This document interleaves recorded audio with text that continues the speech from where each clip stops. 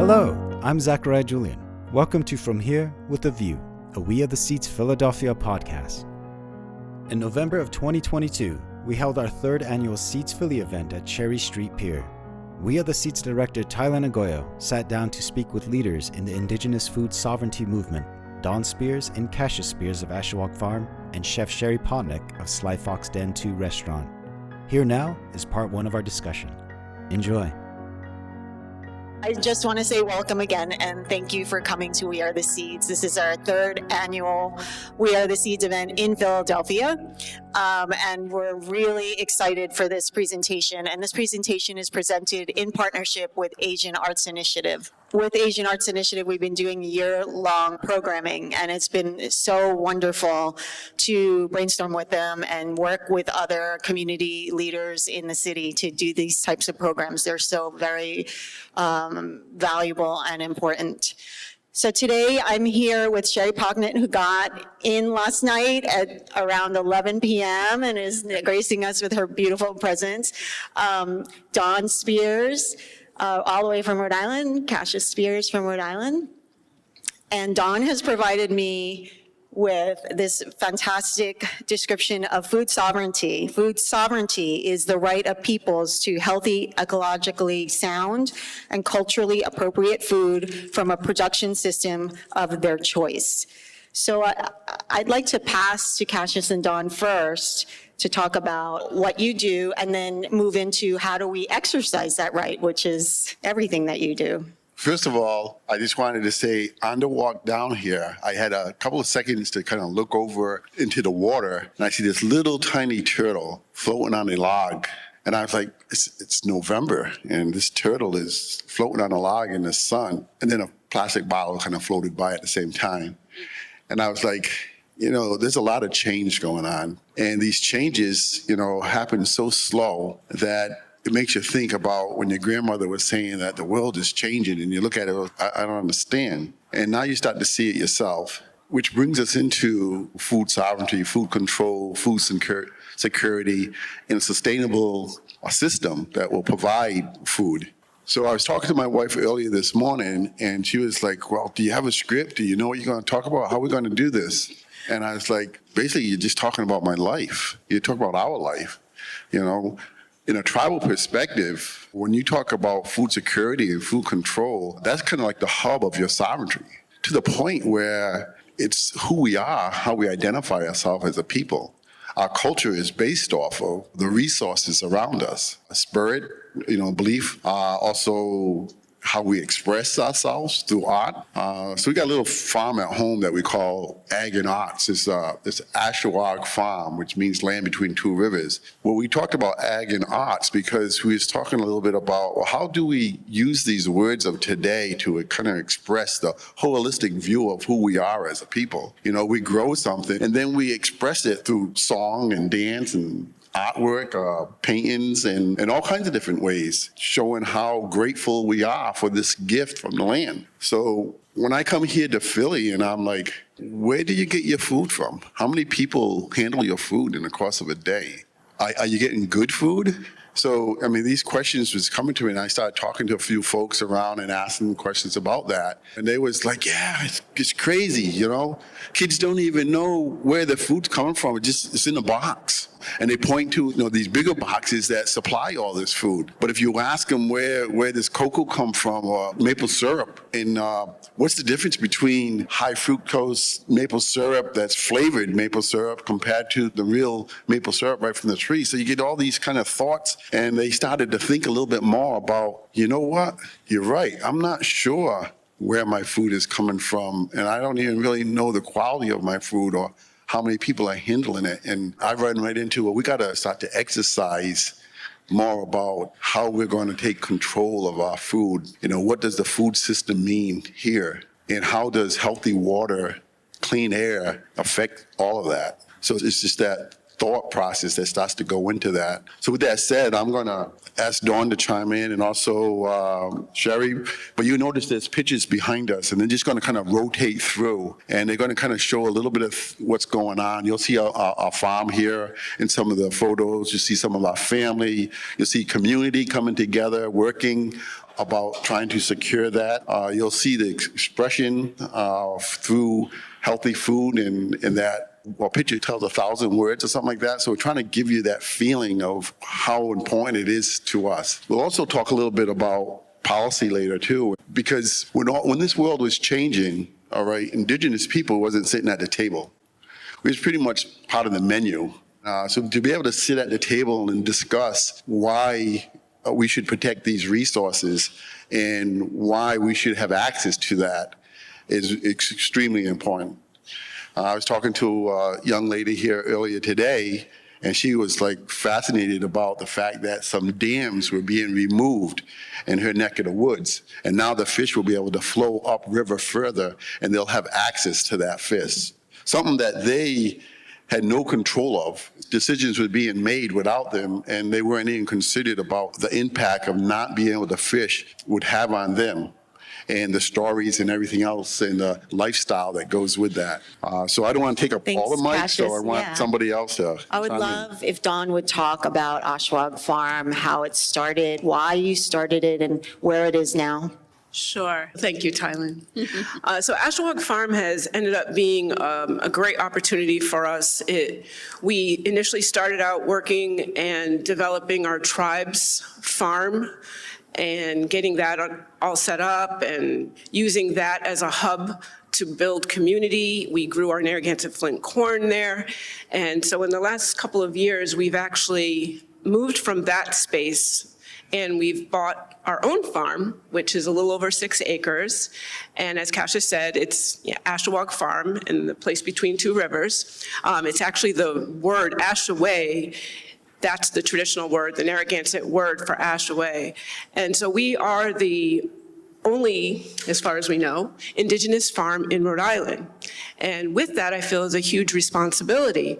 We have an opportunity to share our perspective and how we farm, which to me, the best way to describe that is that we grow respectfully, we grow really considering the balance, looking at the land, not growing more than we need. My goal when I'm growing is not about monetary gain. It's about really bringing back heritage plants, traditional plants that are part of our culture, and medicinal plants. So this past year, I grew 45 varieties of heirloom tomatoes, heritage varieties.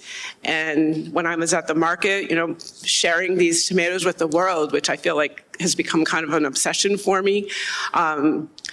People look at us and they're like, wait, why do you have so many tomatoes? And I'm kind of saying, well, this is what happens when you get an artist growing tomatoes. There's a variety of shapes, colors, sizes, but I really feel is important is that I'm bringing plants and varieties that are not typically seen, and I feel like I'm introducing them back into the world, giving people an opportunity to taste them and experience them again. So we have strawberries that we grow. We grow our Narragansett Flint corn on the property, but we also have, herbs and I'm trying to think Flowers. Yes, flowers. I'm really expanding on my cut flowers. But again, I do look at varieties that you just don't find everywhere else, but that are also really significant to us and our culture, really highlighting that culture in agriculture. Before we move to Sherry, I'd like to say that we received a grant from Indian Collective, and we'll be working with Ashwag Farm for the next 2 years they had this incredible vision to build an outdoor classroom to invite local Native community to learn more about the work that they're doing and to create teaching, learning tools created by artists. So we'll be working with them for 2 years doing that, and with seeds Seeds Media Division filming documentaries. And the first year is for our communities only, and the second year we'll be launching a website and sharing what knowledge can be shared globally through the website and archives of these types of photos. Dawn documents everything. And so we'll be building this website out for Narragansett Food Sovereignty Initiative, and it's a huge initiative that we're undertaking together, and I'm really proud, and we're all mobilized and very excited for this, because this is the type of knowledge that needs to be not only in our communities but out in the world, because we need it to survive, all of us, for our children and our children's children. I just want to piggyback on that. I feel like over the past couple of years, we've lost a lot of our elders, and I have to say to my husband, it's kind of ironic. We are all aging, but all of a sudden we've been bumped up. And while it's always been kind of part of my mission, any job that I've ever had, it's always been about the future and about having resources, having impact on the future and on our grandchildren and on our ways to help our community. So I think with the recent losses, I just lost my uncle and my aunt this past year. It's really kind of ringing in there. It's urgent. Yes, and that we critical really that we do this work. So Sherry, let's hear from you. Hi, I am Chef Sherry Pocknett. I'm from way east, Cape Cod, Massachusetts, Mashpee Wampanoag Indigenous people. I was born to, both of my parents are Wampanoag. My dad is Chief Sly Fox. So, and my mom was Bernadine. They taught me everything. I mean, we learned early. First, I want to say, I can vouch for these guys' farms. I have a restaurant that's probably 10, 15 minutes away from it. Their strawberries, oh my God. Anything that comes, they put their whole heart in it. They put their prayers into their work. Their farm is amazing. I didn't get as much stuff as I wanted to this year, but next year coming for sure. And like Cassius was saying, it takes a village, it takes a community for us all to put in work together and share in knowledge on what we can do, our part in keeping our land clean, taking care of our kids, our grandchildren. I think we're neck and neck in grandchildren. I have 7. I think you got 8. Mm-hmm. Yeah, we've been racing for a minute there. I started first, but they're ahead of me by 1. I'm waiting.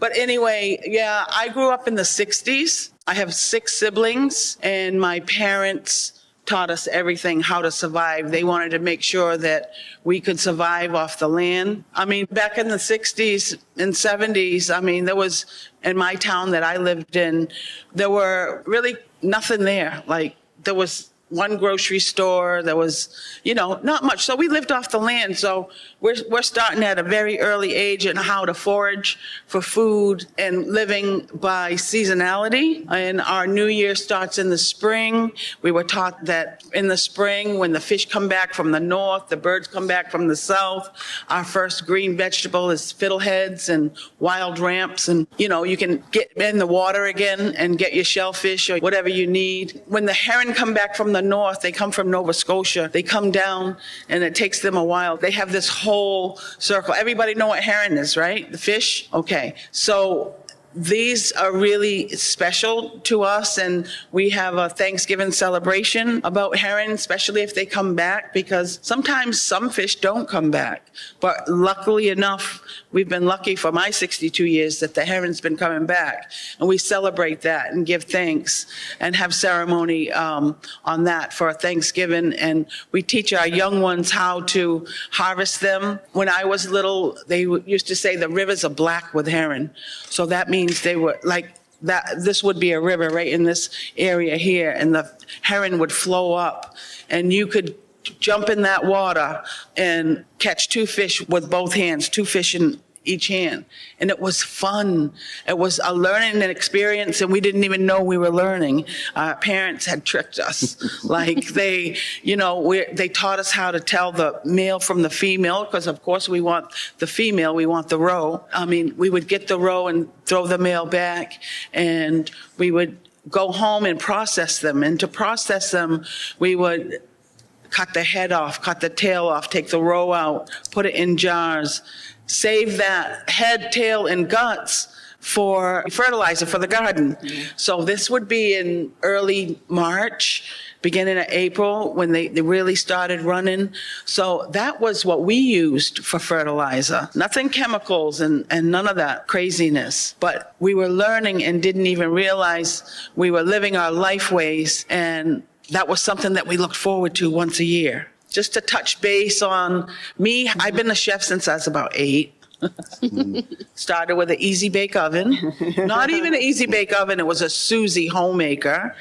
And I used to steal all the food, all the fish, the deer meat out of my mother's refrigerator, put it in the easy bake oven, and just go to town, let them light bulbs work, and feed it to my brothers. They ate everything. That's why I knew I was going to be a success, because they ate everything I cooked. And it would be eels, it would be quahogs, it would be deer meat. I mean, it would be muskrat. We ate all of that. And my brothers were picky. They were picky. If something wasn't good, they'd tell you, but they ate everything. So I knew then. But being a child, growing up in Mashpee, it was like every month there's something new to harvest outside, whether it be sassafras, whether it be mint, whether it be wild strawberries, blueberries. I can go right down every month and tell you, cranberries, all of this. Fish, so the heron came, then the striped bass followed them, bluefish followed them, all the fish came. We were big fish people. We used the heron also to fish with, to get the striped bass, the big ones. And that was my favorite thing, fishing. I loved to fish since I was a little girl. One time my dad took me out and put me on a jetty. I mean, he had 6 kids, so he was getting a lot of fish. And had a heron, had cast the fish out and had me stand there and wait. I got a big one. And it almost pulled me in the water. I let the fish go, and he never took me again. I want to add to that because Sherry's telling these stories. It just reminds me that, the life lessons that come with the experience of being out there with your family on the ponds or in the forest and gathering these things. A quick example of that was I was with my dad and my son, and we went out to get some quahogs. If you ever had New England clam chowder, that's the shellfish that we use to make that. So during low tide, we could just jump across the jetty and go over to our favorite spot and gather these quahogs. Well, on the way back, the tide came up, and my father could jump over the little jetty there, and myself, but my son, he was a little smaller, and he was looking kind of nervous. So he took his quahogs and he was tying them to his waist. So I was about ready to stop him from doing that. And my dad said, "Oh, well, wait a minute, go ahead, let him do that." So he tied him to him, and he went to jump across, and right away, the weight of those quahogs brought him right down below his head. And so I reached out and I grabbed him and I pulled him in. And my dad looked at me and he said, "You should thank the Creator that we were here to witness that, And now because he did that and let him go through that experience," I said, "You'll never have to worry about him doing something like that again, and he'll carry that on." So it was a tough way of living, but the values were definitely there. And just to be able to identify medicinal plants from poisonous plants, and all these things that made us who we are today, and to carry that traditional knowledge forward. And that's why it is so important to have those resources and be able to tell these stories and to be able to, again, pass that on to the next generation. Well, my thought to what you were talking about was that, for us, the challenge is actually having access to some of these locations to maintain what is really our traditions and are part of our culture. So having access to be able to go and maybe get shellfish when we want to, and even fishing. We were fishing on the beach, and we had 6 grandchildren at the time, and we were on the shore and cast fishing, and Cassius got fish, and he was trying to walk down the beach to bring them over to where I was with the grandchildren and show them. And there was this man following him and saying, hey, that fish is too small.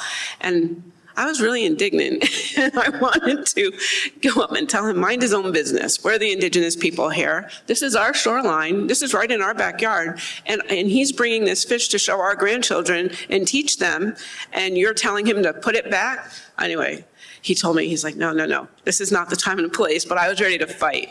And so that's, I just feel like I have to share because on the committees that we sit on, it gives us an opportunity to share these stories when we're in a group setting like this, for people to understand that these rules weren't set up for us. They were set up for everyone else who doesn't fish and harvest respectfully. Cassius would always tell the story about when he's crabbing or oystering. My uncles took me out to get some oysters, and he brought me to this spot there where there's no oysters at all. And he was going through the motion, and I was looking at him like, there's no oysters here. And he said, yeah, but just keep raking. And so I just copied him, and then we stopped, and he said, let's follow me. We went over to another spot. We did it again, went to another spot and did it again. And then we got to this spot where there's oysters all over the place, you know? And he would just like, yeah, just grab a few, throw them in your basket, we'll come back around again. So at the end of the day, I asked him, what was that all about? And he said, always remember that somebody is looking at you. And if you ran right out to your spot and grabbed those oysters, when you come back next time around, they're not going to be there. But if you stop off at these different places, he said they'll never really know where your spots are. So again, that and what Sherry was talking about, you know, she was talking about the blueback herring. Same with the blue shell crabs. When we catch them, we only catch the males. If we catch a female, we'll throw it back. Because that time of year, the female are all carrying eggs. So we let them go and we just keep the males. And if you came home with some females in your basket, oh, heaven help you, because, you know, everybody would be all over you. But again, you know, valuable lessons. And we was talking earlier, Tailinh, about the farm. And this farm is kind of like an educational hub. We're trying to build this up to teach about these things and the importance of these resources and these stories, and have this place where people can come and we can show them traditional knowledge, but also using some modern technology that also works with that. So we're hoping that this really grows into something that can be informative to a lot of people. And I'm just touching a little bit on it, Tailinh, but if you want to add to that. Sure. I had a question before that. All right. I hear a lot of stories and I see relatives having trouble with maybe polluted waters in your area. These mini mansions are polluting waters, and so traditional shell fishing waters are not available to you anymore, or native folks trying to do what's been done for thousands of years and always having to fight for those rights that are inherent to who we are and we shouldn't have to fight for. And I was wondering if you could talk about how do you maintain your composure? Well, my dad, Chief Sly Fox, he was an advocate for Aboriginal hunting and fishing rights. Out on Cape Cod, there's lots of ancient pathways which mansions are built on right on the water. And their sewage systems are... leaching fields right into the water. So there are a lot of areas that you can't fish because it's red tide there, it's polluted. They don't want you to cut through their driveway, but those are ancient ways that we have Aboriginal rights. It's documented, and they know it, but they don't want to accept it. So my brother had an incident where a game warden came, and he is a lobster man. They took his lobsters out of the pot. We have no limits. We have no size limits, but we all, as Indigenous people, Eastern people, know what to take and what not to take. We are not going to overtake. We take what we need for our sustenance. So a game warden came, they took my brother's bucket of lobsters and threw them back in the water, saying they were small, and then they followed him to his house and beat the crap out of him in front of his 8-year-old daughter. And it was a big thing. They did win it in court, but it's just, people don't understand that Native people are taken to feed their families so they don't have to go in the store and get Kraft macaroni and cheese and something that's polluted in it or some kind of fish that's man-made. They have to accept the treaties. These are treaties, and we have to be able to have those accesses to the waterway, whether they like it or not, whether it's their property now or not. 1622, we helped them out and saved their lives, and now this is what we get in return. So. And I can add to that a little bit. So I'm the president of Rhode Island Association of Conservation Districts. The reason why I'm there is because family before me that's telling me these similar types of stories. And so I'm sitting at that table and I'm making these changes, changing these policies and being that voice, and then passing that down to a younger generation to sit at that table and help make the decision, help explain the importance of all these things so this doesn't happen. You know, it has been very rewarding building partnerships and talking to people and getting to understand that we all live here and then how we value things may be a little different. But if you understand the economics behind that and also value a traditional aspect, we can move forward with that. So one of the main things I say when we're at these conferences is that progress moves at the speed of trust. And the federal government and tribes didn't have the best relationship. So for us to build that trust and start all over and give away information again and hope that it doesn't get exploited, it takes time. And it does take relationship building. And so that's why I use that phrase. But there's so much to that. This is going to be for another segment, I guess. Yeah. To Chef Sherry Pocknett of Sly Fox Den 2 Restaurant and Don and Cassius Spears of Ashawag Farm. And thank you for tuning in to From Here with a View. Keep an eye and ear out for part 2 of this important discussion.